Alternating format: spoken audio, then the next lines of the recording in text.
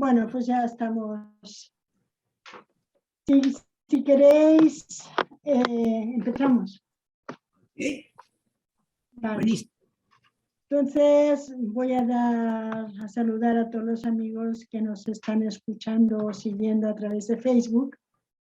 Y les deseo buenas tardes, buenos días o buenas noches, dependiendo del lugar donde se encuentren. Me llamo Teresa Russo y formo parte del Partido Humanista de España y estoy en Barcelona. Y os damos la bienvenida a todos. Y sobre todo, bueno, también a los amigos que desde diferentes organismos e iniciativas humanistas están contribuyendo en la tarea de humanización del mundo, a los que les damos nuestro agradecimiento por aceptar nuestra invitación a este encuentro. Desde la Federación de Partidos Humanistas se ha iniciado la campaña de Desarme Mundial Ya, con la intención de denunciar la dirección violenta que existe en la actualidad,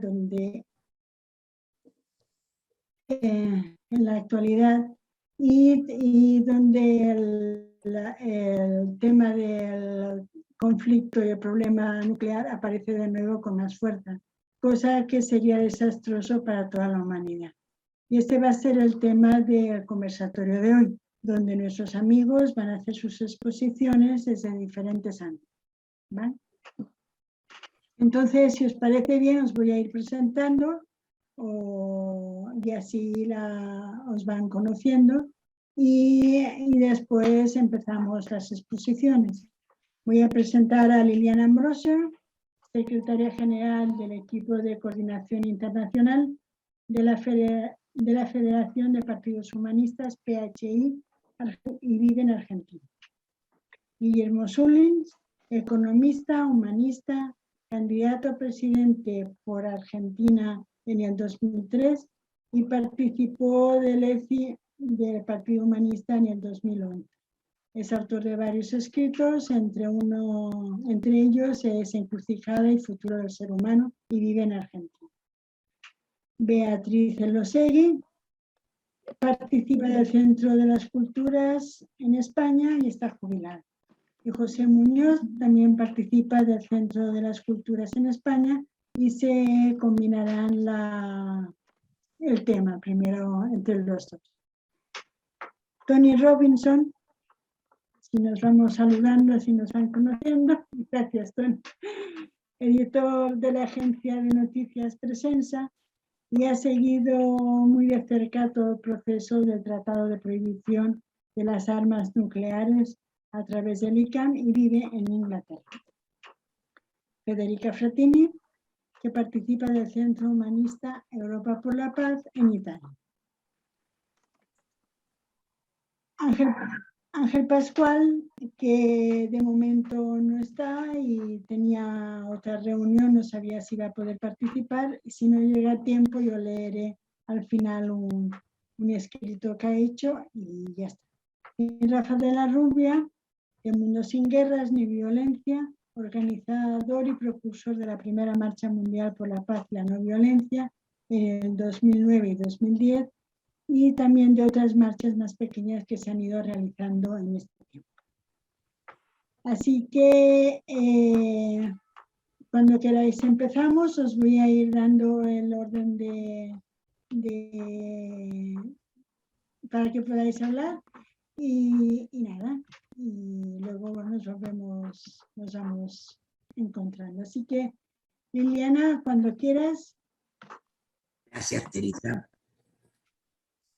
Desde la finalización de la Segunda Guerra Mundial a la fecha, hemos asistido a un proceso de gran concentración de poder, generado por la globalización, que agrava y restringe cada vez más la posibilidad de alcanzar una paz mundial que incluya a todos los habitantes sin distinción de nacionalidad, etnia, cultura o credo.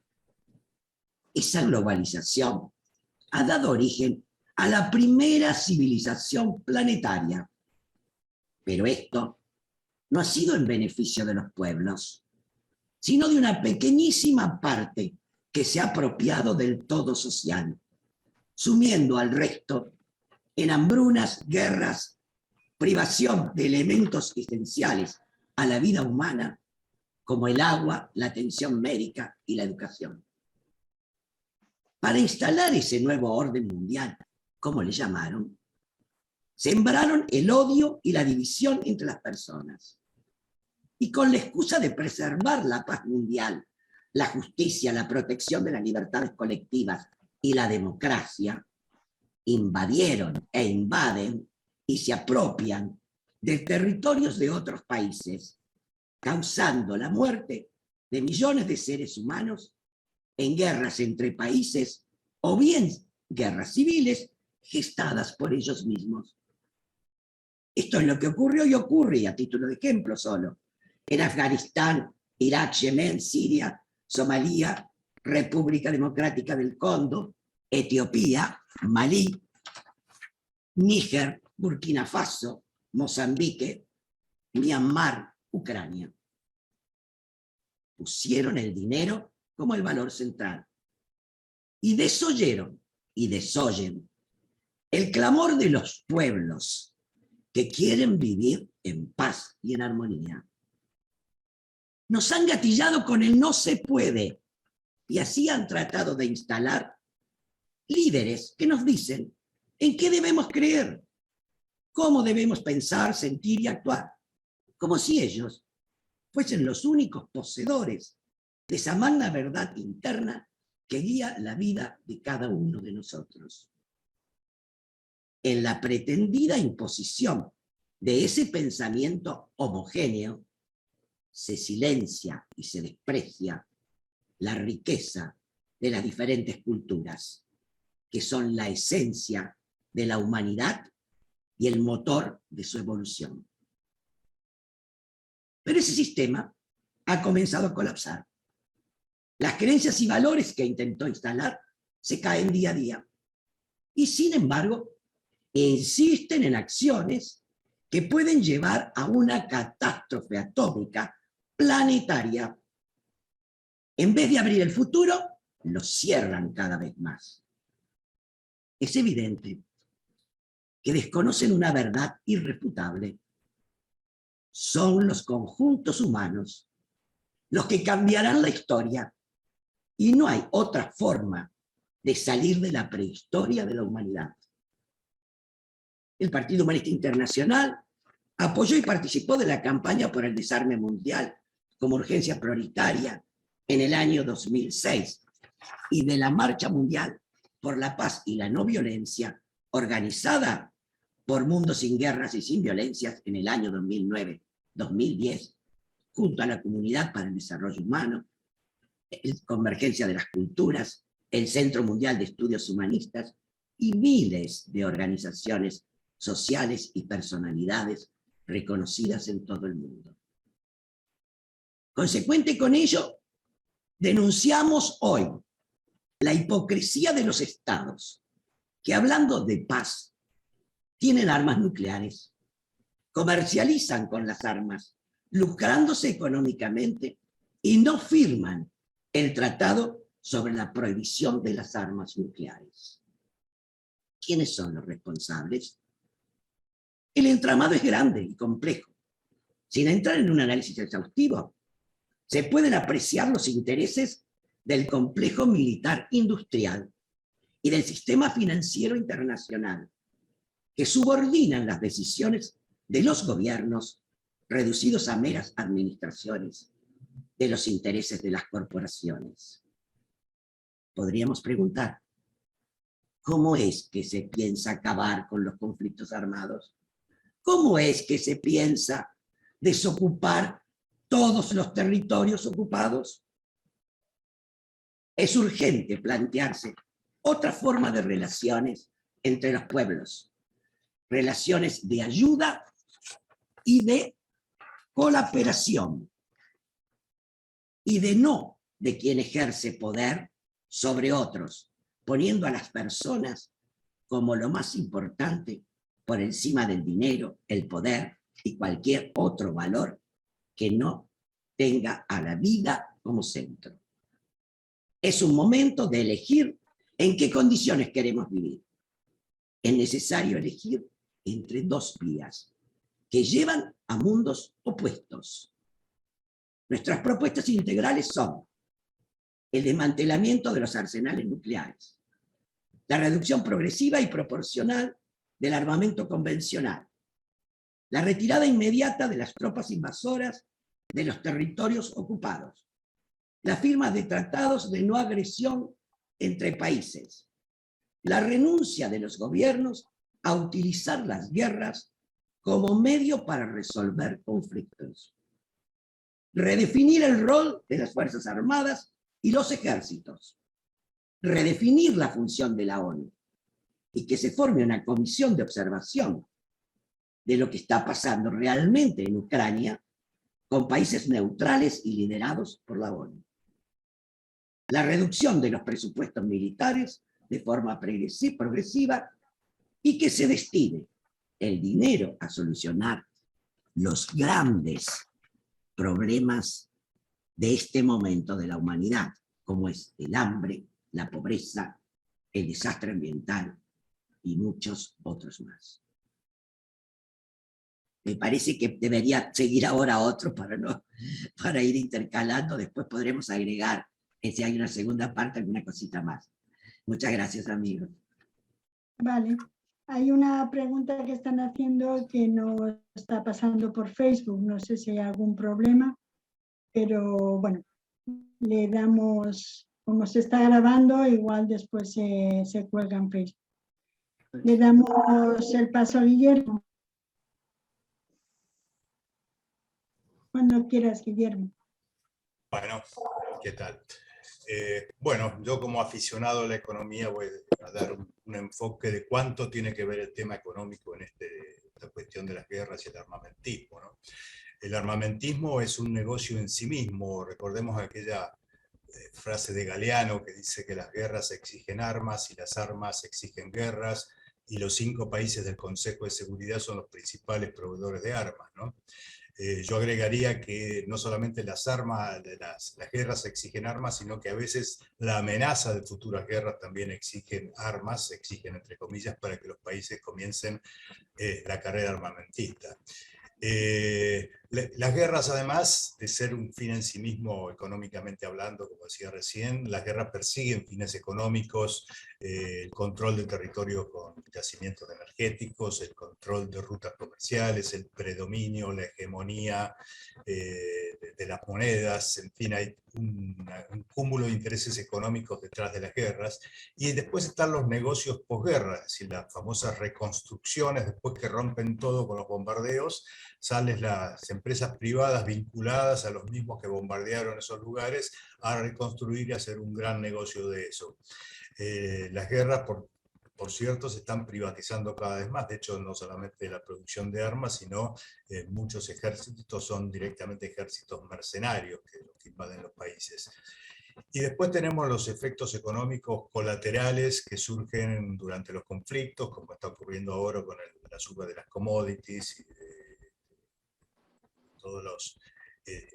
todos los elementos que consume la gente que están generando esta inflación en todo el mundo. Por esos intereses económicos que se destinan recursos crecientes al armamento, y esos recursos crecientes que se podrían estar destinando a la construcción de la humanidad, al desarrollo de países que hoy son desarrollados, que se podrían estar destinando a resolver el tema del hambre en el planeta, se están destinando a destruir el planeta. Yo quisiera recordar un escrito que tiene algo más de 15 años, de nuestros viejos amigos que ya no están con nosotros, Javier Zorrilla y Oscar Sebey, que estudiaron este tema, y había una infinidad de datos en un libro que produjeron respecto precisamente al armamentismo y a los intereses económicos que había detrás de ellos. Algún párrafo que decía en ese escrito comentaba: cada año se gasta en el mundo cerca de $1 billón, o sea, 1 millón de millones, no el billón de Estados Unidos que son 1.000 millones, sino 1 millón de millones en armamentos tanto convencionales como nucleares. Y daba una serie de ejemplos, decía, con 2.000 millones de dólares, en lugar de adquirir un submarino nuclear más, se podría reforestar la Tierra. Con 5.000 millones de dólares, en lugar de fabricar más bombas nucleares, se podría suministrar agua potable pura a buena parte del mundo. Con 2.000 millones de dólares, en lugar de llevar a cabo una docena de ensayos nucleares, se podría hacer retroceder significativamente la desertificación. Y seguían los ejemplos de todo lo que se podría hacer con el dinero destinado al armamento. Ahora bien, eso se dijo hace algo más de 15 años, se hablaba ya de la cifra exagerada que significaba $1 billón en armamento. Pues bien, al día de hoy ya son $2 billones lo que se destina en gastos de armamentos, y a la velocidad que está creciendo el armamentismo, sobre todo a partir ahora de la guerra de Rusia con Ucrania, es posible que en cualquier momento lleguemos a los 3 billones. Y bueno, todas esas cifras, esa avanzada del armamentismo, que va llevando a la humanidad a un colapso, cabe ahora hacerse la pregunta de por qué las poblaciones siguen votando a aquellos líderes que no se preocupan ni de resolver el tema de los problemas ecológicos, el calentamiento global, que es la muerte lenta del planeta al cual nos van llevando, ni tampoco se ocupan de resolver los problemas de la violencia y de la guerra, sino por lo contrario la incentivan, como está ocurriendo ahora. Sobre todo estamos hablando de las grandes potencias, que son las grandes responsables de lo que está ocurriendo a nivel no solamente a nivel ecológico, sino a nivel de las guerras. Y ahí también tenemos que ver de que ese valor central, que es el dinero, como bien decía Liliana hoy, no solamente afecta a las intenciones de aquellos que provocan las guerras, sino que también de las poblaciones. ¿Por qué las poblaciones se dejan convencer por sus gobiernos y por los medios de comunicación de que hay que votar al que nos promete que nos va a mejorar un poquito la situación económica, cosa que al final ni siquiera termina pasando, y no al que se preocupa de generar paz en el mundo, de resolver el problema ambiental, de resolver el problema del armamentismo, de las guerras? Y bueno, eso tiene que ver con que la gente, la subjetividad está siendo manipulada por los medios de comunicación y por los poderes para que la gente crea que lo más urgente para ellos es, como decía Clinton cuando buscaba ver cuál era el tema que debía llevar adelante para ganar las elecciones, decía es la economía estúpido, no decía es la ecología estúpido o es la paz mundial estúpido, decía es la economía estúpido, porque él sabía que si le prometía a la gente que le iba a ir mejor económicamente, la gente no se iba a preocupar demasiado por lo que pasaba en el mundo con las guerras o por lo que pasaba con el calentamiento global. Y eso es lo que han ido logrando los poderes fácticos, repito, ayudados por los medios de comunicación a los cuales dominan, para que la gente se desentienda de esos grandes temas y siga votando esos gobiernos, porque convengamos que la mayoría de las grandes potencias que están llevando adelante toda esta creciente avanzada del armamentismo y de las guerras, son precisamente las que tienen, las poblaciones son los que tienen sistemas democráticos. Entonces, la gente los elige. ¿Por qué los elige a ellos y no elige a alguien que promete paz mundial o que promete resolver definitivamente y no tanto bla, bla, bla con el tema ecológico? Bueno, precisamente porque le están manipulando la subjetividad. Sin embargo, estamos en una situación hoy en el mundo donde la urgencia de resolver el tema ecológico se ve cada vez más inminente. Las consecuencias del calentamiento global hace que ya un porcentaje importante de la población empiece a preocuparse y lo vea ya como algo urgente, no como algo puesto en el futuro lejano. Y hoy con el tema de las guerras sucede algo similar. La guerra nuclear parecería haber pasado que después de la Guerra Fría, de lo que se supuso que era el fin de la Guerra Fría, se hubiera desactivado esa amenaza, esa espada de Damocles del holocausto nuclear, y sin embargo ahora una guerra en territorio europeo como la que está ocurriendo, en la cual las grandes potencias y sobre todo las vinculadas a la OTAN creen que armándose aceleradamente cada vez más van a lograr la paz, y en realidad lo que han logrado es lo contrario. O sea, acorralando a Rusia a través de la OTAN, lo que han logrado es que salte el demonio y empiece la guerra, y ahora se quieren armar más y quieren acorralar y quieren boicotear más, y con eso lo que van a lograr es precisamente que un país acorralado lo que haga sea usar su mayor arsenal nuclear, que es el mayor arsenal nuclear del mundo. Entonces, la amenaza de un holocausto nuclear es más inminente, y yo creo que mucha gente ahora va a empezar a ver que eso sí es una urgencia y no es algo puesto en un futuro hipotético, sino que es algo que puede llegar a pasar. Así que me parece que lo que se debería hacer sería concientizar a las poblaciones de que lo que antes estaba en un futuro quizás incierto o posible o hipotético, ahora es una urgencia. Entonces, que deje de lado esas pequeñas urgencias personales y económicas que le quieren vender los gobiernos y que le quieren vender los medios de comunicación, y empiecen a preocuparse por las grandes urgencias que tienen que ver con el destino de la humanidad, donde el tema de la posible destrucción de la humanidad con un holocausto nuclear es el principal de los problemas que tenemos, y la necesidad de un rápido desarme, tanto nuclear como de armamento tradicional, es la búsqueda más urgente que tienen las poblaciones. En ese sentido, creo que hay que tratar de esclarecer y explicar mucho cómo funciona todo esto, cuáles son los intereses económicos que tienen las grandes potencias detrás de las guerras, para que la gente se vaya desentendiendo de lo que le prometen o de lo que le mienten los poderes fácticos, y a partir de ahí empiece a buscar otras referencias y otros liderazgos.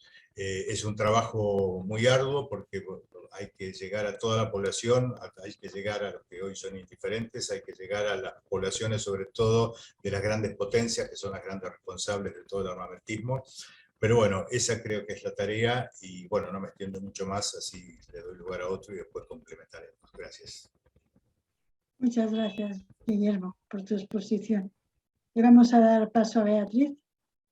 Estamos teniendo un problema con la conexión en Facebook, pero que se está solventando, pero si no, luego se va a colgar allí, se está grabando, ¿vale?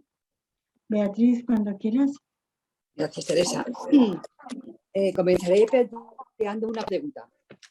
¿Cómo hemos llegado a lanzar la bomba atómica un pueblo a otro pueblo? ¿Cómo seguimos amenazándonos con lanzarnos la bomba atómica? Finalmente, después de estas preguntas y razonamiento, pasaremos a hacer unas propuestas que nos sirvan de inspiración para superar este sinsentido. Todos sabemos que la guerra es un desastre. Es uno de los mayores males de la sociedad, y sin embargo la seguimos permitiendo como solución a conflictos e intereses geopolíticos y económicos. ¿Pero por qué? ¿Por qué nos cuesta tanto a los seres humanos superar la guerra? ¿Cómo es posible que una sociedad acepte o llegue a legitimar la guerra o la amenaza nuclear? Desde Convergencia de las Culturas estudiamos con detenimiento el fenómeno social de los bandos y los efectos que producen en los individuos. Generalmente entendemos por bando a un grupo de personas que comparten unas ideas e intereses comunes y se agrupan para defenderlos. No hay nada malo en la agrupación de personas por intereses comunes. El problema se da cuando se construye esa unión en oposición a otras formas que se consideran diferentes, entendiendo esa diferencia como algo ajeno, erróneo e incluso amenazante. Todos hemos sentido alguna vez formar parte de un grupo, de un equipo, de un bando frente a otro.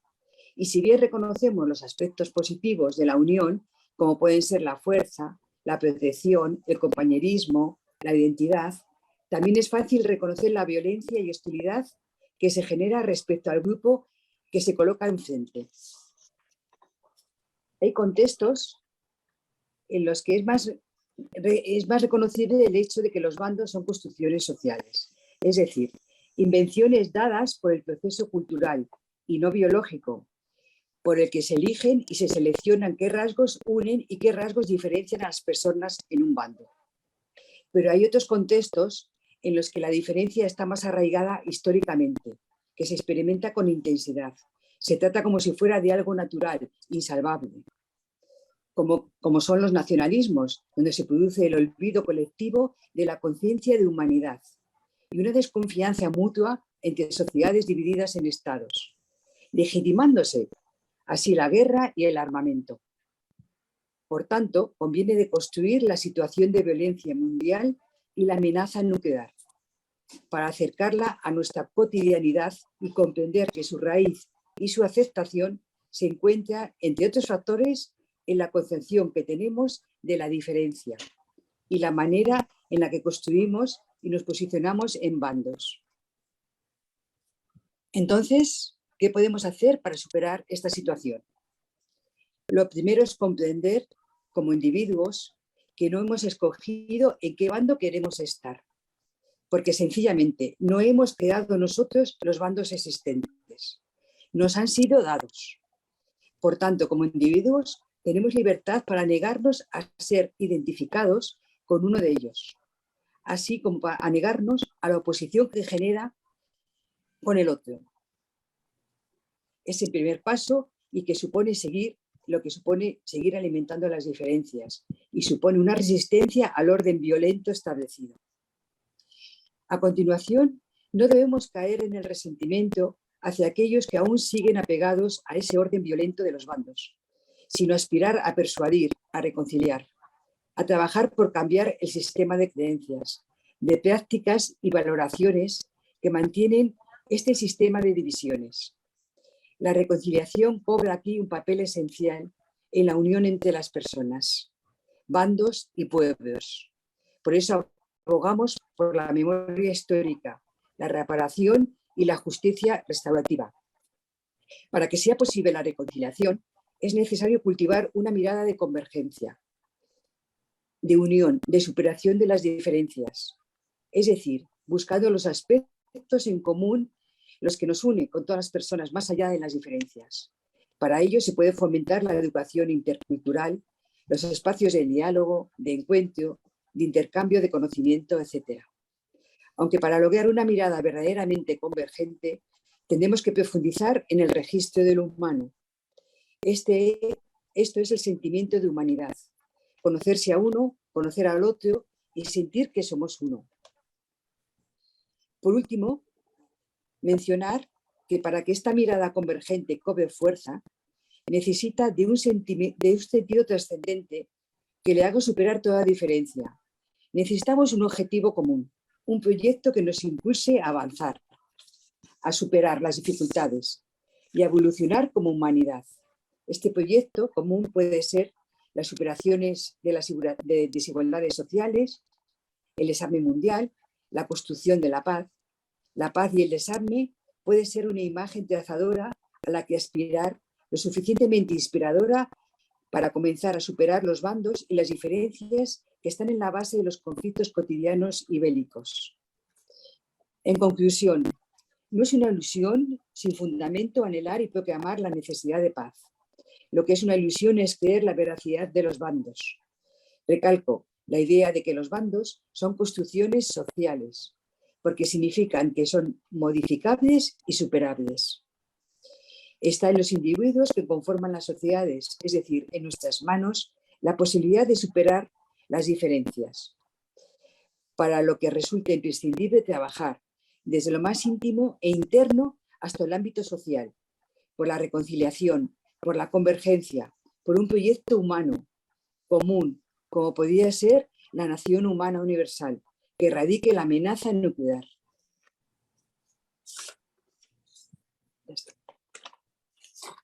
Muchas gracias, Beatriz. Realmente hasta ahora hay un montón de imágenes y cosas muy inspiradoras.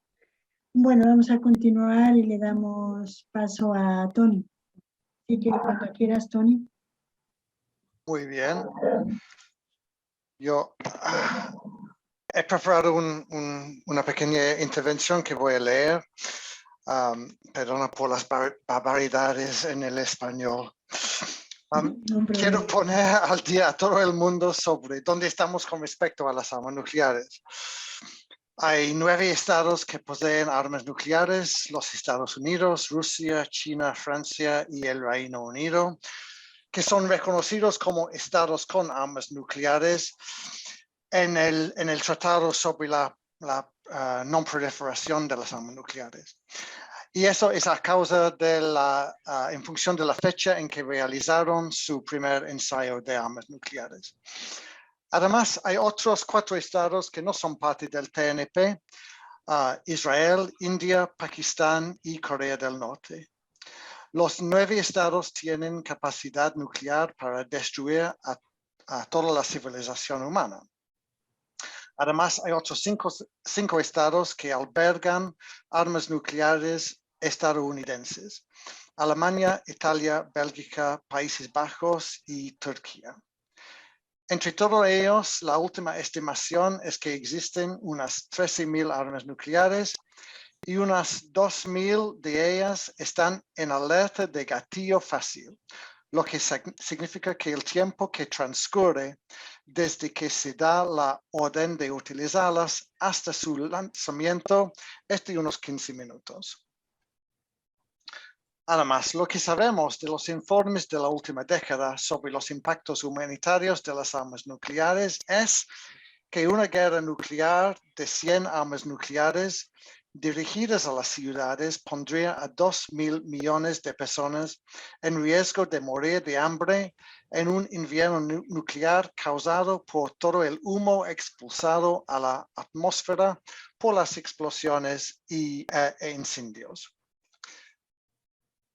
Que 2.000 millones de personas muriendo de hambre sería el fin de la civilización humana tal y como la conocemos hoy. Sabemos que las redes eléctricas y de comunicación quedarían destruidas en cualquier guerra y por tanto las centrales nucleares corren el riesgo de fundirse y explotar.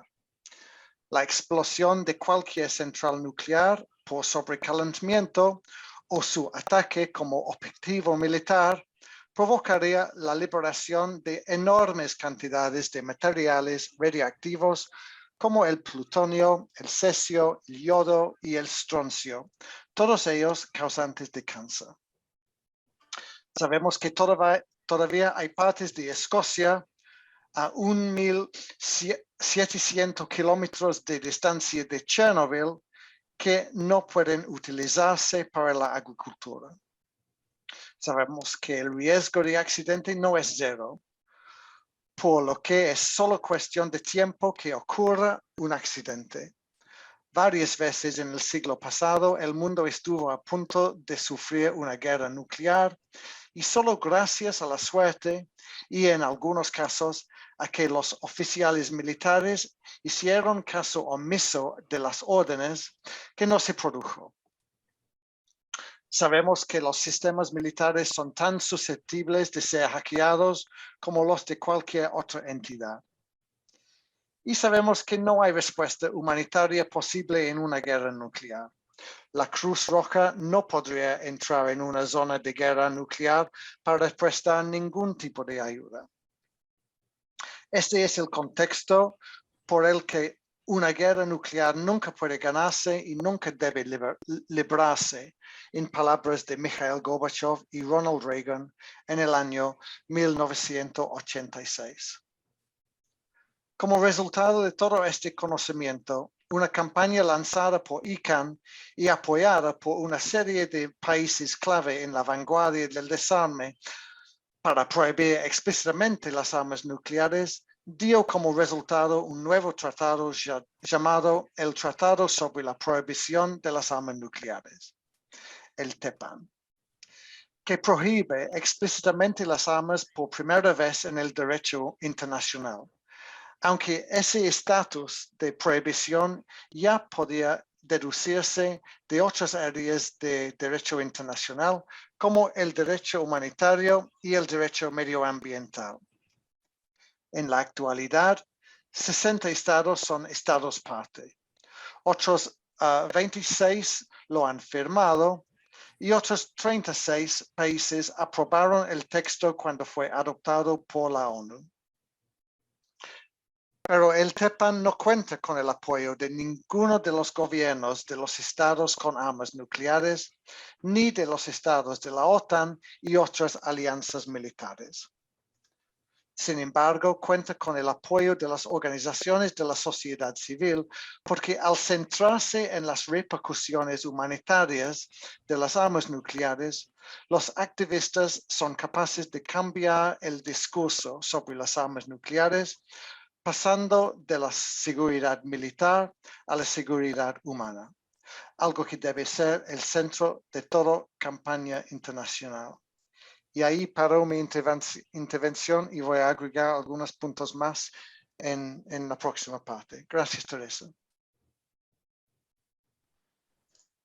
Muchas gracias, Tony. Realmente el panorama lo tenemos ahí expuesto desde diferentes puntos de vista. Bueno, Federica, te damos paso a ti para que nos expliquéis qué estáis haciendo en Europa por la paz. Bueno, hola a todos, disculpe también a mí por mi español. Bueno, Europa por la Paz es un frente humanista que nació en el 2007 contra la instalación de una base de misiles estadounidenses en la República Checa y contextualmente con el mensaje de Silo sobre el desarme nuclear y proporcionar de las armas de destrucción masiva, la retirada de las tropas invasoras, la firma de tratados de no agresión entre países y finalmente el rechazo de la guerra como medio de resolución de conflicto. La campaña recibió un apoyo de numerosas organizaciones y premios Nobel y personalidades de la cultura de todo el mundo y acabó con que no se realizó esta base en República Checa. Al empiezo de este año, con estos vientos de guerra, la campaña se reanimó y ahora cuenta con algunos miembros de Mundo Sin Guerras o de la Comunidad por el Desarrollo Humano y otros humanistas que están en el frente y con muchas relaciones con todo el mundo, por la grande mayoría, todo el mundo italiano, de las asociaciones que están contra la guerra, por el desarme y por la no violencia. Y lo que estamos haciendo, la mayoría de las actividades tiene que ver con la difusión de una información la más veritiera y objetiva posible y puntos de vista que no toman ningún bando, ¿no? Como que tomas el ser humano como valor central y el parar la guerra como objetivo más importante, ¿no? Sin asumir parte en el conflicto. Esto pero no significa no hacer la denuncia de lo que está pasando. Antes se decía como propuesta el tema del repensamiento de la ONU y nosotros estamos también propulsando el repensamiento de la OTAN para que la OTAN nace como una alianza de defensa mutua entre los países que hacen parte y en este momento más que una defensa es una amenaza por los países para que en este momento la OTAN desde el último 10 años está armando una tensión a la frontera con la Rusia que finalmente en este año se ha dado en esta situación de guerra y la Ucrania no es un país que hace parte de la OTAN, pero se está, como todos los países europeos que están adentro, se están armando en defensa de este país, cuando desde el principio se podía poner como neutral. Así que está claro que esa es una guerra, para nosotros es claramente una guerra de los Estados Unidos a contra de la Rusia, como en territorio europeo.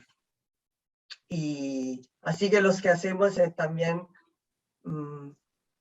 intentar de pedir a la Europa de ponerse en una forma que tomes un rol de diplomacia, que tomes un rol para cerrar la guerra, no para armarla. Así que para esto, una de las actividades que hemos hecho es un sondaje a nivel europeo para pedir a la gente si está de acuerdo que su país envía armas a Ucrania, si está de acuerdo que su país está aumentando el gasto para la despesa militar, o se prefería como una resolución diplomática, como se prefería resolución de tipo de metodología de la no violencia, como los cuerpos civiles de paz, como soluciones no violentas. Y también en este sondaje se pide si está de acuerdo que su país pueda signar el TIPAN.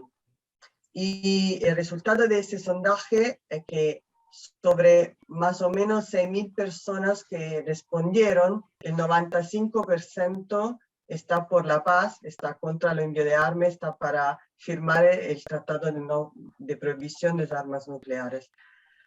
Así que al lado de esto se está haciendo también una campaña de sensibilización al nivel de territorio con los alcaldes, enviando letras para que los alcaldes se pongan por el desarme nuclear y por contra de este envío de las armas y todo esto. Y lo otro es que en todo esto, al lado de la denuncia, que no son las armas y el conflicto, también hay la propuesta que esta desarme proporcional tiene que acompañarse con la educación a la solución no violentas de los conflictos. Para que se necesita esta cultura, no se tiene esta cultura de cómo se puede solucionar un conflicto entre países sin armas. Así que estamos intentando de tomar relaciones con las organizaciones que hacen este tipo de trabajo y alimentar esta necesidad de encontrar respuestas no violentas a los conflictos entre países. Y ahora en junio, en el primer día de junio, del 2 al 5, hay este RN Festival, el Festival por el Libro de la Paz y de la No Violencia en Roma, y será, tenemos también un encuentro de Europa por la Paz con todas las organizaciones que están en relaciones con nosotros. El grande que estamos haciendo, como que no tenemos una fuerza de movilización grande, así que lo que estamos haciendo, lo grande, es poner nuestras capacidades de relaciones para intentar de apoyar esta necesidad de convergencia que se siente de todos los lados, no solo entre los nuestros, sino de todas las organizaciones que en este momento están pidiendo por el desarme, están pidiendo contra la guerra, están pidiendo para no poner dinero en las armas, sino en la salud y en la educación. Somos muchas organizaciones y cada organización es con poca fuerza. Así que es el momento de la convergencia en la no violencia, y esto es lo que nos estamos animando con todos los que ponemos, con todas las capacidades de hacer relaciones que tenemos. Bueno, esto. Muchas gracias, Federica. Bueno, vamos a dar paso a Rafa, porque Ángel no ha llegado. En todo caso, al final leería el texto que mandó. Así que cuando quieras, Rafa, pues... Ya. Puedes. Muy bien, yo he preparado también un texto para no ampliarme. Creo que lo he ajustado a los tiempos que se planteaban. Quería hablar sobre, bueno, agradecer la iniciativa y a los que nos están escuchando, los cibernautas, no sé cómo se llaman. Pero voy a hablar de cuál es la situación de Mundo Sin Guerras porque nos sentimos un poco impelidos, ¿no? ¿Y qué hace Mundo Sin Guerras, ¿no? ¿Qué respuesta, ¿no? Porque dada la situación sería el más directamente implicado. Ahí ver qué posibilidades vemos, las acciones ejemplarizantes como uno de los elementos que vemos que tenemos que profundizar y luego para un segundo momento lo que podemos hacer dado el momento y también enumerar el calendario de actividades que están programadas en los próximos tiempos, así bueno, en los próximos meses, para este mes y el mes que viene, un poco más. Lo que puedo comentar es que en Mundo Sin Guerras estamos en un proceso de retomar con la acción social. Contamos con una buena base ideológica, no voy a entrar en los desarrollos ideológicos que todos conocemos,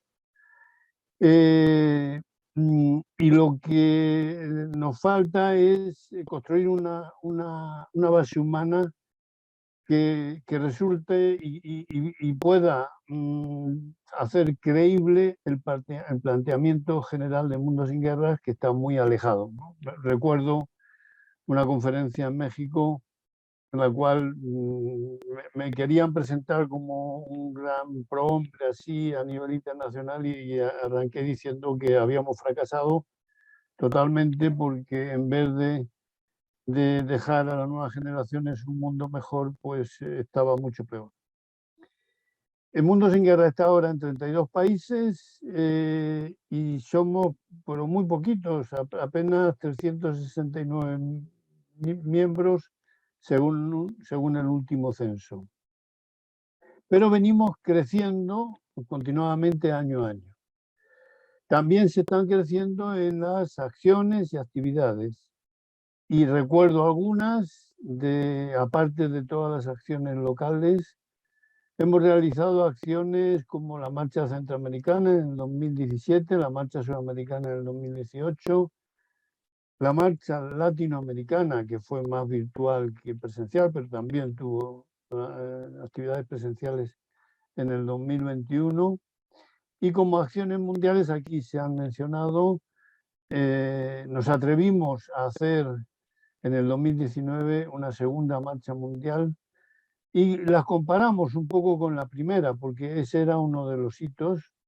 En la primera fueron 93 días la duración, esta duró 169 días, bastante más.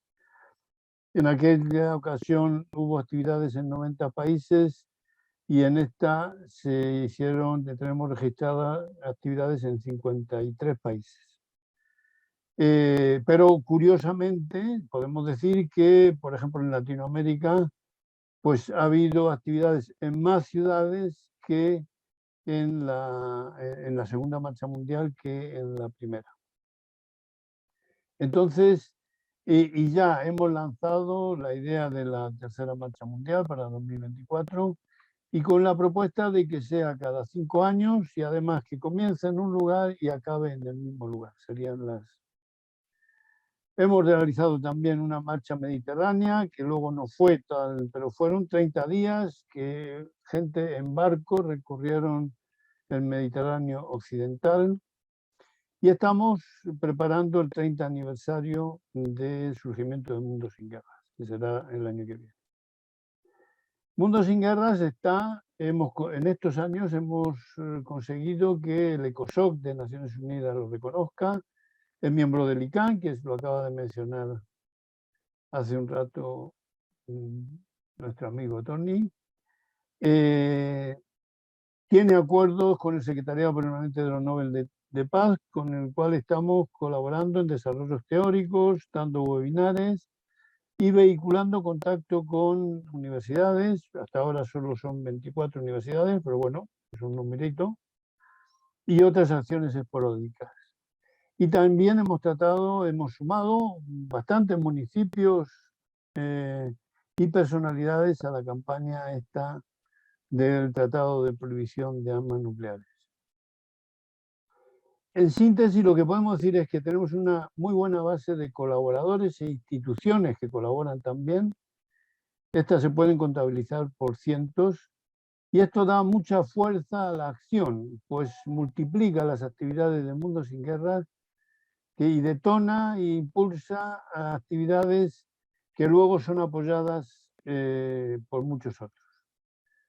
Y estamos también trabajando con algunas autoridades de renombre a nivel internacional en una propuesta que hay, que se ha llevado al secretario general de Naciones Unidas, esperemos a ver si la acepta o no, pero de refundación de las Naciones Unidas. Posibilidades que vemos. Mundo Sin Guerras tiene esa aspiración amplia a nivel global o a nivel internacional, pero que solo será creíble si real, si en su planteamiento pues cada vez tiene más apoyo de gente. Dada la situación coyuntural del momento, que hay una mayor posibilidad de confrontación, el Tony lo ha comentado muy acertadamente, todo eso, sin embargo, y a pesar de ese apoyo que los gobiernos europeos están dando a esa política beligerante de Estados Unidos, tenemos la creencia, y esa es la experiencia, de que la población en general no tienen una actividad o una intención beligerante. Europa ha vivido las dos guerras más sanguinarias de la historia humana y no creo que esté con ganas de iniciar una tercera, que además tendría esas características que Tony comentaba y que ya adelantó sus elucubraciones Einstein, que todos conocemos la frase, de que no sabemos cómo será la Tercera Guerra Mundial, pero la cuarta sí sabemos que será con palos y con piedras. Entonces, sí creemos que tenemos que hacer un esfuerzo porque hay un aumento de crispación, hay un aumento de las posiciones extremas y todas las actividades que suenen a no tener una postura beligerante frente a eso, lo podemos ver en las noticias, por lo menos en las noticias que recibimos o que nos llegan en este lado del planeta, porque si vemos las del otro, pues vemos que son radicalmente distintas. Ellos quieren presentar a los rusos como los grandes enemigos, bueno, Putin es un comunista reconocidísimo, lo cual todo eso, o sea, hay una distorsión del lenguaje y de la realidad, y nosotros pensamos que al mundo hacia el que vamos es un mundo regionalizado, globalizado y que pasa precisamente por la resolución de conflictos de otra manera. No, y tenemos ejemplos muy claros. Aquí en España, por ejemplo, hace poco hubo unas declaraciones y unas acciones del gobierno español tratando de resolver el tema de Marruecos, contemplando que era muy importante llevarse bien con los vecinos porque estamos condenados con los vecinos a llevarnos bien, bla, bla, bla, bla, bla, cosa que luego, a la hora de Ucrania, pues y de la Ucrania con Rusia, no se implementa esa. No solo eso, sino que en esa han presentado un documento que ya lo han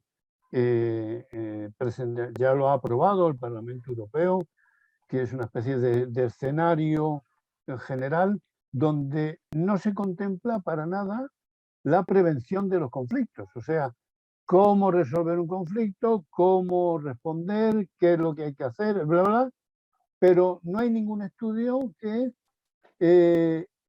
prevea el surgimiento del conflicto. O sea que es claramente que una mirada en la cual no hay ningún interés en adelantarse.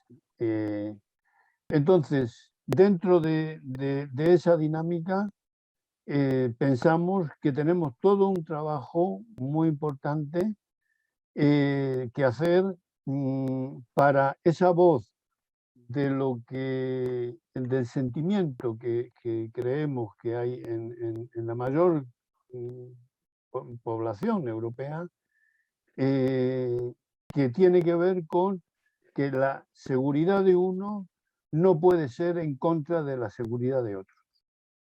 Y que en esa es en la dirección que tenemos o que podemos avanzar. Y el punto que anunciaba, que tiene que ver con las acciones ejemplarizantes, bueno, lo hemos estudiado un poquito en profundidad, no mucho, pero bueno. Y creo que en eso, en esas acciones ejemplarizantes están un poquito la base de, por lo menos como desde Mundo Sin Guerras, estamos enfocando las actividades. La acción ejemplarizante es aquella que, independientemente del resultado, para aquel que la realiza, tiene coherencia y tiene sentido al realizarla. Es decir, no busca el resultado lo tiene en su experiencia. Pero además, esas acciones puede ocurrir que se sumen otros porque las reconocen, porque para ellos esa acción también tiene sentido. Venimos, como decía antes, estudiando este tipo de acciones y en general esas acciones tienen el registro de verdad y contagian a los demás y también pueden escalarse. Son escalables, por ejemplo, numéricamente. Quiere decir que empiezan por unos pocos, después otros se contagian, se suman, y aquí creo que ya lo he comentado con algunos, pero no puedo olvidar la conversación con el negro, con Silo, cuando después de hablar muchas horas de la marcha mundial y subirme yo a Punta de Vaca para hacer mi retirito, nada más llegar, a las pocas horas, él me llama y me pregunta, bueno, una cosa, todo muy bien, ¿qué tal el viaje y tal? Bien, bien, negro. Dice, nada, de todo lo que hablamos ayer, que hablamos casi 14 o 15 horas, hay una cosa que no me ha quedado clara. ¿Habrá alguno que haga el recorrido de la marcha completamente? Y yo le dije, bueno, negro, digo, yo no puedo contestarte por otros, yo te puedo hablar por mí, yo la voy a hacer. Y ahí me corta y me dice, no, si hay uno que la hace, se convierte en una acción ejemplar. Y eso detona el fenómeno. Entonces, creo que esas acciones ejemplarizantes tienen esa propiedad de transmitir una fuerza, una potencia más allá de lo que signifique para el propio que lo hace, sino que implique que hay otros que se contagian y se suman. Ese escalamiento, y ya voy acabando, puede ser numérico, cuando se suman otros, pero también puede ser espacial. Comienza en un lugar y alguien de otra ciudad, de otro país o en otra parte del planeta que le llega la información, se inspira y lo pone en marcha. También eso sería un escalamiento espacial. El escalamiento también puede ser cualitativo, cuando una acción deriva en otras y bueno, hay otros que se inspiran. puede empezar por una acción física y luego acabar convirtiéndose en una acción virtual, no importa. El tema es que se van escalando y aquí, en este caso, cualitativamente. Y nos damos, y con esto acabo, dada la potencialidad que tienen las redes sociales hoy, donde cada vez es más posible y que se vayan dando estos fenómenos de contagio dentro del sentido de tejido social, pensamos que profundizar en este tipo de acciones es lo que puede en un momento dado generar una situación que produzca tal impacto, tal movilización y tales respuestas que lo señalen como un momento de modificación del trasfondo psicosocial. Algunos de los que lleváis más tiempo os acordaréis la charla del maestro en Río de Janeiro en el 82. Y que haga justo lo contrario que está ocurriendo ahora, que se está ocultando el sentir de las poblaciones. Así que damos ánimos a profundizar en estos temas de las sanciones ejemplarizantes y su escalabilidad. El resto lo dejo para la siguiente intervención. Muchas gracias, Rafael. Bueno, no tenemos preguntas porque ha habido un problema con el Facebook, se está pasando por otro, se está grabando, luego ya lo verán los amigos. Entonces continuamos con el segundo turno de palabras, por decirlo de alguna manera. Y de hecho está siendo muy interesante escucharos porque se está viendo, son diferentes puntos de vista y se está viendo también la implicación que tiene y que realmente es el tema, ¿no? El desarme nuclear. Bueno, si queréis, continuamos, damos paso a Guillermo. Esta vez empiezas tú, Guillermo, y si quieres decir alguna cosa más. Y en lugar de Beatriz hablará José, que luego hablas tú, ¿vale? Bueno, sí, no mucho más. Todo lo que se ha dicho ha sido muy esclarecedor. Quizás una referencia a algo que ahí mencionó también Rafa, de esa necesidad de refundación de las Naciones Unidas, ¿no? Ya decíamos al principio que la hipocresía que representa que el Consejo de Seguridad, compuesto por los 5 miembros permanentes, que son los que tienen poder de veto, Estados Unidos, China, Francia, Inglaterra, son precisamente los mayores productores y vendedores de armas, son muchos de ellos los que inician guerras, los que invaden países.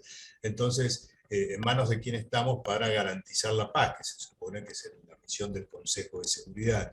Entonces, las Naciones Unidas, desde hace bastante tiempo ya que son una suerte de pantalla de legalidad para las grandes potencias, y que a la hora de velar por la paz son precisamente esas grandes potencias las que no quieren firmar un tratado de prohibición de armas nucleares, entonces arrastran también a sus socios, en este caso los socios de la OTAN, los socios de Estados Unidos.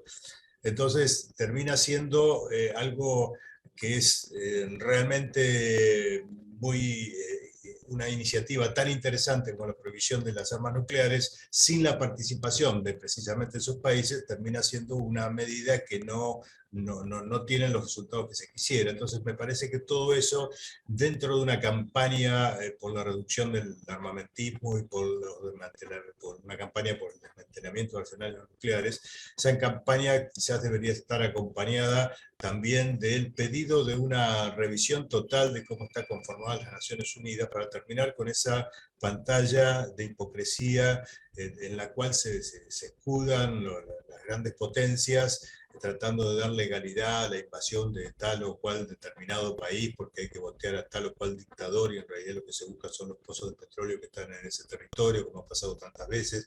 Entonces, me parece que muchos países que están de acuerdo con el fin de las guerras, con el desarme nuclear, deberían dar un paso más y patear el tablero, como decimos en algunos lugares, de las Naciones Unidas y decir, bueno, a ver, hagamos unas Naciones Unidas con los países que realmente queremos la paz y que realmente queremos que no haya más guerras, que se supone que, y realmente queremos que no haya pobreza en el mundo. En fin, todos los postulados de las Naciones Unidas cuando se fundaron, que tienen que ver con eso que estoy diciendo, que no haya guerras, que no haya hambre, que no haya miseria en el mundo, todo eso precisamente ocurre lo contrario porque lo promueven las principales potencias que manejan y manipulan las Naciones Unidas. Entonces me parece que eso tiene que transparentarse una vez por todas, que los países tendrían que avanzar, lo que son la mayoría, y que la mayoría es la que quiere la paz, avanzar en poner en situación de crisis a la organización actual de las Naciones Unidas para que de ahí, de esa crisis, surja una refundación o un nuevo planteo,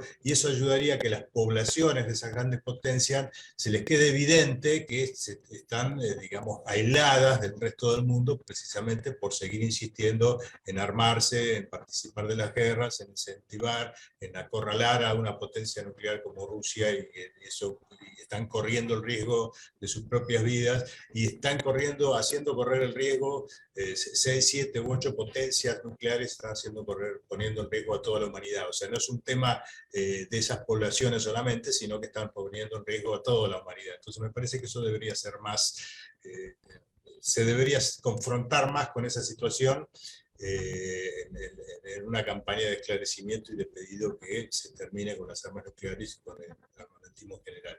Así que nada, esa acotación, digamos, respecto al rol de las Naciones Unidas, eso es lo que quería agregar. Gracias.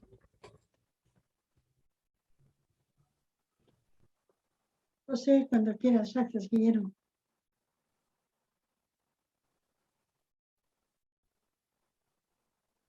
Hoy vamos a intentarlo, espero que con la voz no acompañe demasiado el ruido de fondo, que no puedo evitarlo. Bueno, se han tocado muchos temas, Teresa. Lo primero, creo que me parece una iniciativa extraordinaria, que este tipo de eventos se lleven adelante. Me parece que son momentos muy complicados, y digo esto, Teresa, porque parece que los pacifistas, la gente no violenta, están arrinconados en todas las tertulias del mundo.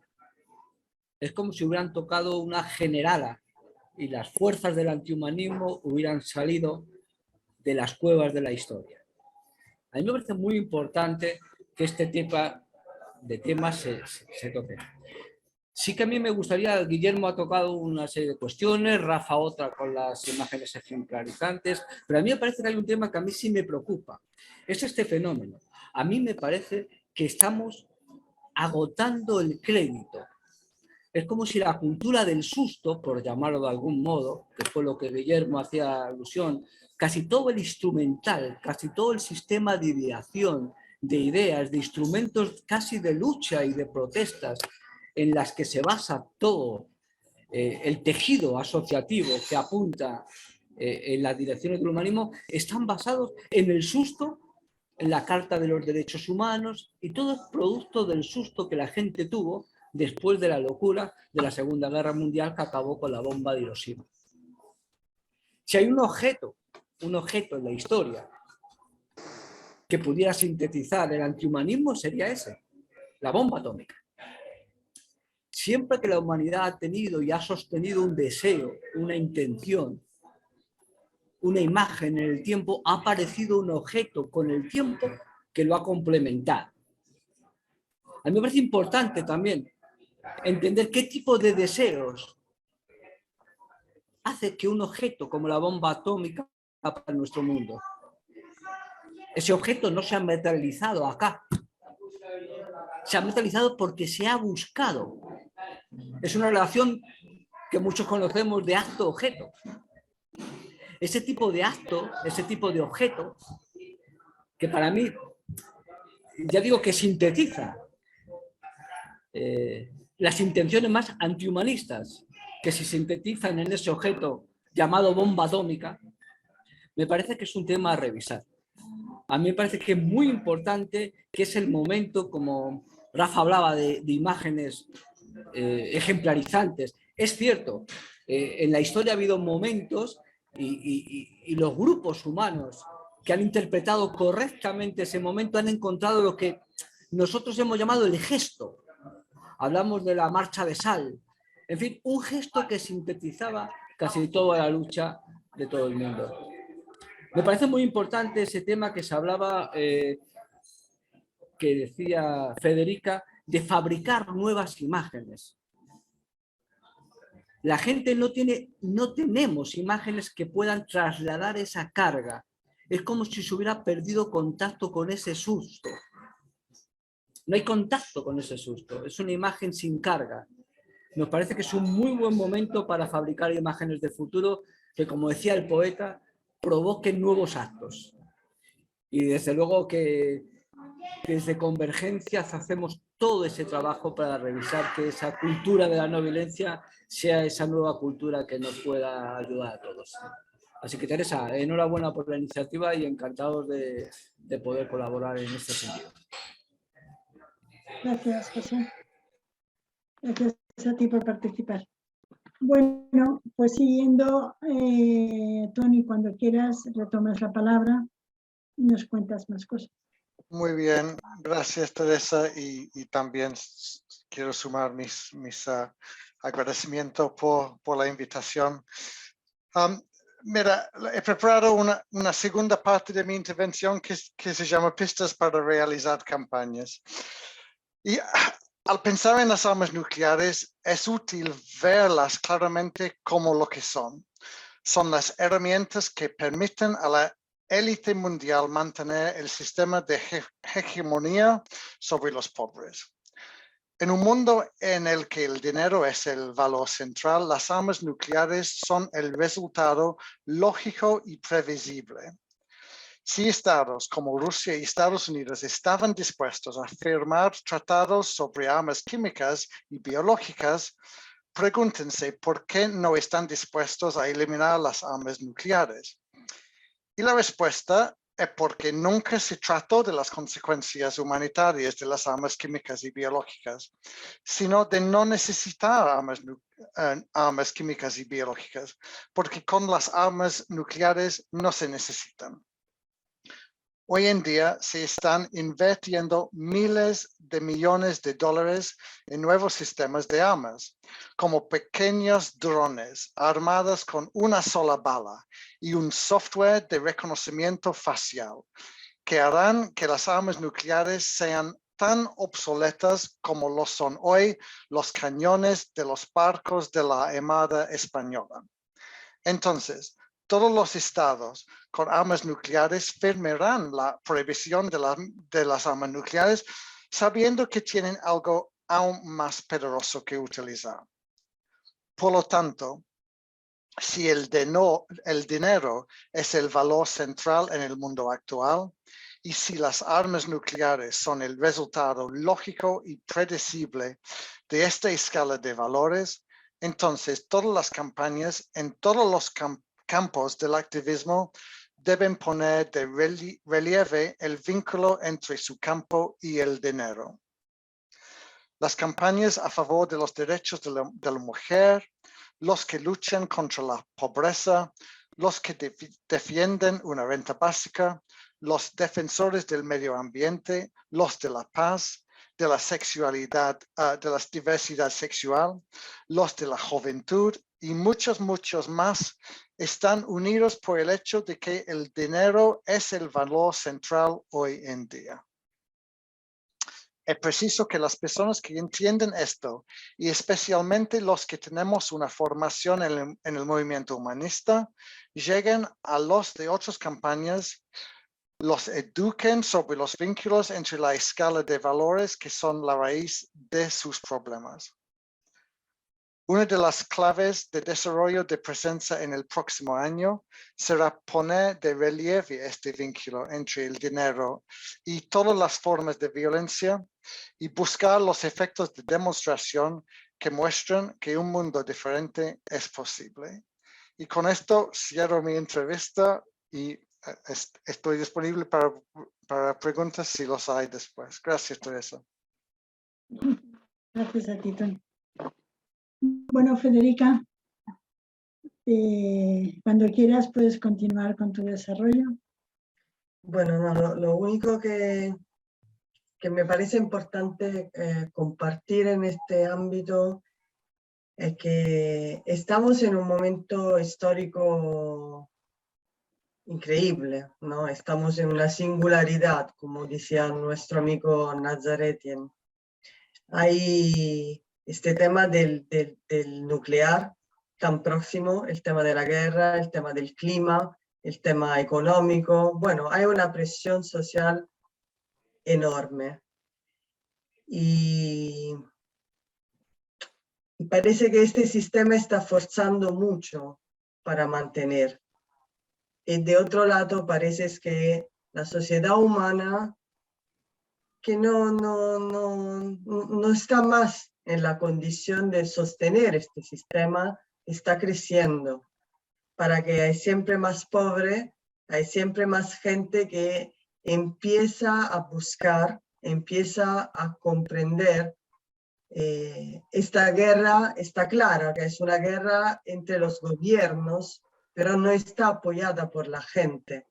En Italia, por ejemplo, se ha dado un cambiamiento, ¿no?, de postura, para que al empiezo había esto de que tenemos que ayudar a los ucranianos, ¿no?, contra el invasor. Pero después 2 meses, después una información tan manipulada, después esto del gasto militar, esto de los armamentos, incrementar los armamentos, enviar armas, todo esto no se apoya más. Así que lo que digo es, bueno, me repito, que es un momento de convergencia y que es un momento que esta presión social de todos los lados parece la condición optimal para que la conciencia pueda buscar una respuesta nueva, que es necesariamente la respuesta no violenta.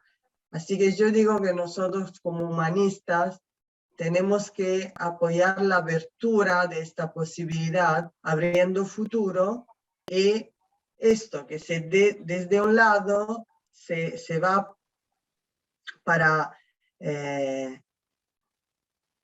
hacer campaña de denuncia y para bloquear toda la forma de violencia, cualquier forma de violencia física, racial, económica, de género, cualquier forma de violencia. De otro lado, se tiene que impulsar esta convergencia en el imaginar este horizonte que estamos mirando, para que hay mucha gente que está mirando un nuevo horizonte, hay mucha gente que está eligiendo un estilo de vida diferente, así que tenemos que mirar a esta gente también e intentar de hacer convergencia. Muchas gracias a todos para este encuentro tan estimulante y es siempre mucho gusto ver a todos. Gracias, Federica. Bueno, me paso el rato agradeciéndoos, pero la verdad es que es así, ¿no? Porque es así. Bueno, Rafa, si quieres, te doy la palabra otra vez. Y si quieres continuar con alguna cosa más, pues adelante. Bueno, hago un preámbulo que no lo tenía aquí, aunque lo que voy a hablar ahora es cómo veo el qué hacer, ¿no? Pero sí hay toda una cosa de sospecha y yo quiero aprovechar para aclarar por lo menos la postura que tenemos algunos, de que hay como un pesimismo, ¿no? Y que esto que cada día va peor. Incluso hay alguna gente que dice que bien que vamos peor y que ya se cae el sistema y todo ese lío. Yo no creo que a pesar de estas dificultades, no creo que estemos cada día peor, la verdad. He preguntado a mucha gente y bueno, está muy bien. ¿Dónde te encuentras mejor? ¿Quieres volver con la edad que tienes? No 10 años o 20 años más joven, no. Con la edad que tienes, ¿dónde estás mejor? ¿Estarías mejor en el 2000?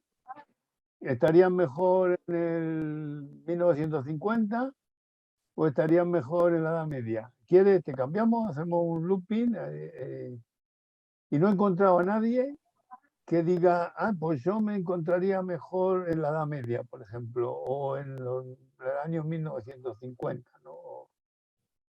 Es decir, por supuesto que hay dificultades y que tenemos que afinar, pero yo creo que a pesar de todo eso, el ser humano va avanzando y va resolviendo sus problemas y estamos mejor, aunque haya coyunturas que ameriten pues el afinar más, ¿no? Eso como una declaración así general, que me parece que sí es bueno, porque he visto a alguna gente despistada como que inconscientemente dicen qué bien que el sistema se cae, y bueno, qué bien que el sistema se cae, entonces ya mañana no hay ni internet, ni hay pan, ni hay autobuses, ni hay aviones, entonces qué bien, ¿no? Así, ¿qué es lo que va a pasar en esa situación? ¿Qué hacer? Está muy complicado, porque dada la situación, parece que nos acercamos a un momento de urgencia. Se han explicado aquí, y es cierto que esas amenazas que comentaba Tony sobre la situación nuclear y todo eso, pero yo no sé si habéis estado siguiendo, o algunos seguro que sí, a los que he visto más sensatos hablando, pero no solo españoles, sino franceses, suizos, rusos, incluso alemanes, es a los milicos, a los militares. O sea, ellos son los que dicen, bueno, ¿y qué va? O sea, ¿va a ganar Ucrania, por ejemplo, a Rusia? Porque ahora se está alimentando el tema de que, no, si Ucrania va a ganar a Rusia. ¿Tú crees que va a ganar a Rusia? ¿Eso alguien lo puede creer? Entonces, y si se alarga la guerra, qué sé yo, porque se envían unas armas, un mes, 2 meses más, ¿y quién se hace responsable de esos 20.000, 30.000, 40.000 muertos más que hay? Porque finalmente todas las guerras, todas, se acaban, incluso las mundiales, se acaban sentándose en una mesa y firmando un acuerdo. Todas las guerras han sido así. O sea que tendrán que ponerse de acuerdo. Y aquí se está con un relato de que alguien va a ganar al otro. Entonces, dentro de todo ese contexto, lo que creo que sí, a título humano, o sea, a título personal y a título ya de organismo, nosotros estamos en organizaciones, en frentes, creo que, por lo menos en la experiencia que nosotros hemos tenido, eso de juntémonos porque al juntarnos se tiene más fuerza. Entonces, estamos un poco despistados y nos juntamos unos pocos y eso nos da más. Bueno, podremos tener algo más de calorcillo humano y todo eso. Pero que a nivel procesal eso no resuelve. Yo creo que, y en la experiencia que tenemos, es cuando o a nivel individual o a nivel de un organismo se hace una reflexión y una profundización sobre la experiencia. Y se replantea cuál es la función, cuál es el sentido que tiene, cuál es el aporte que yo voy a hacer, conectando con elementos básicos que ya todos conocemos. Hay un lío. Si no se viene haciendo actividad continuada, eso lo hemos vivido en el mundo sin guerra, eso indica que los procesos se colapsan, se para, no hay proceso. Con lo cual, por voluntad, por decisión voluntariosa, decir, ahora comienzo a hacer cosas, bueno, está bien como intención, pero eso no tiene visos de mucha realidad. Entonces, sí creo que tiene que ver con la revisión de las actividades personales o las acciones que está haciendo un organismo, cómo afinar todo eso en la línea de la adaptación creciente al medio y desde ahí atinar. Ahí nos viene muy bien la inspiración de lo que hizo el maestro. A partir de la comprensión y profundización en su experiencia, él pone en marcha un proceso y se ocupó de generar mecanismos para comunicar esa experiencia a otros. Yo creo que una cosa no muy diferente es la que nosotros, a nuestra escala, nosotros podemos hacer. Transmitir nuestra experiencia a otros, ya sea a nivel individual o bien dentro de una organización o un frente. Él generó organismos, frentes de acción, y había un punto importante que él lo hizo hincapié, y nosotros yo no lo veo que en nuestros análisis y en nuestros debates hagamos referencia a ello, pero él puso números claros y hacía hincapié en que se necesitaban ciertos números para producir cierto tipo de fenómenos. O sea que no bastaba solo la intencionalidad de uno, no bastaba solo la buena intención. Esa buena intención, bueno, tenía que plasmarse y encarnarse en nueva gente que se sumaba en la línea de lo que antes comentaba con las sanciones ejemplarizantes, de que había otra gente que sintonizaba con cierto tipo de propuestas y se sumaban a la acción. Quiero decir que es evidente que una buena intención es la base, pero tiene que quedar claro que no solo y todo no se resuelve con tener una buena intención. Por supuesto que si hay calendarios y actividades que convergen y que tienen una confluencia, eso puede ayudar a dinamizar actividades. Nosotros como Mundo Sin Guerra, y en el calendario que antes se adelantaba, pues está esa feria del libro que se va a hacer en Roma, pero luego hay actividades del ICANN que sabéis que se van a hacer. En Viena va a haber la primera reunión de los países que han apoyado, los 60 países, no sé si hay alguno más, Tony, 60 países que ya han ratificado el Tratado de Prohibición de Armas Nucleares. Pero previamente, eso es del 21 al 23 de junio, previamente del 18 al 20, 18, 19 y 20 de junio, el ICANN también va a realizar actividades, pero esperemos estar allí, en Viena. Y luego, bueno, como calendario, nosotros el día 21 de junio lanzamos la tercera marcha mundial, abrimos el plazo para la presentación de candidaturas de los países que quieren que comience y acaben su lugar, y luego está convocada unos días antes de la cumbre de la OTAN, que creemos que va a ser importante a nivel internacional. La cumbre de la OTAN es el 29 y 30 de junio en Madrid. El día 25 y 26 se quiere hacer una cumbre o una contracumbre de la OTAN o una cumbre de la paz de los movimientos sociales que todavía no tienen mucha forma.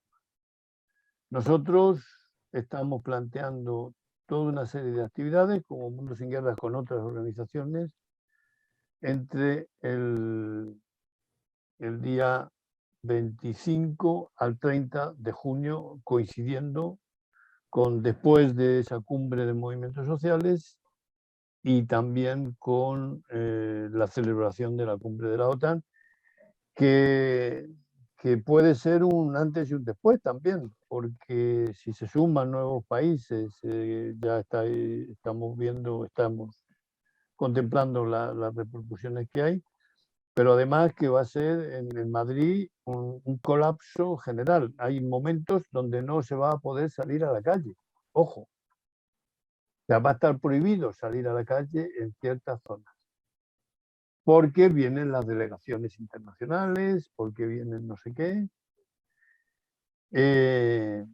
Entonces, venimos participando en algunos foros que están organizando actividades, pero todavía no está definido un calendario preciso de qué contenido van a tener esas actividades. Así que esto es lo que podemos comentar hasta el momento. Muchas gracias. Muchas gracias, Rafa. Bueno, queremos disculpar, antes de dar paso a Liliana, queremos disculpar a Ángel Pascual, que no ha podido estar por otra cuestión.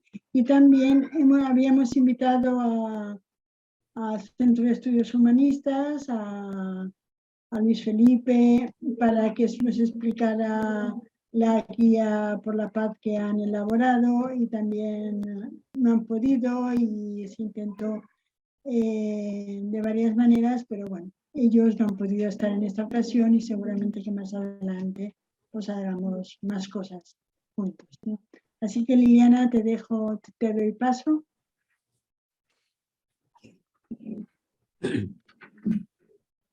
Quisiera recordar las palabras de Silo, que el pensador y filósofo argentino, fundador del humanismo universalista, que pronunció en la cumbre de los premios Nobel de la Paz en Berlín en el año 2009, que dijo: lo urgente es crear conciencia por la paz y el desarme, pero también es necesario despertar la conciencia de la no violencia activa, que nos permita rechazar no solo la violencia física, sino también toda forma de violencia económica, racial, psicológica, religiosa y de género.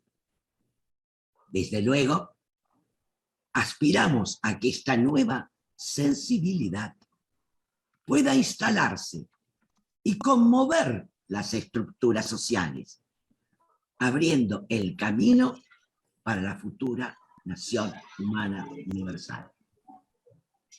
Esas fueron las palabras de Silo.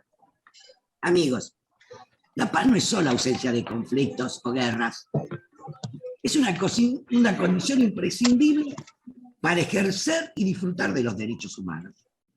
Es un derecho humano colectivo, inalienable a la persona, y que concierne a toda la humanidad. Por otra parte, en consecuencia, nosotros hacemos un llamamiento a todas las fuerzas progresistas e individuos a nivel mundial a alzar la voz en favor del diálogo, a favor del diálogo y del desarme nuclear, ya que está en riesgo el futuro de la humanidad.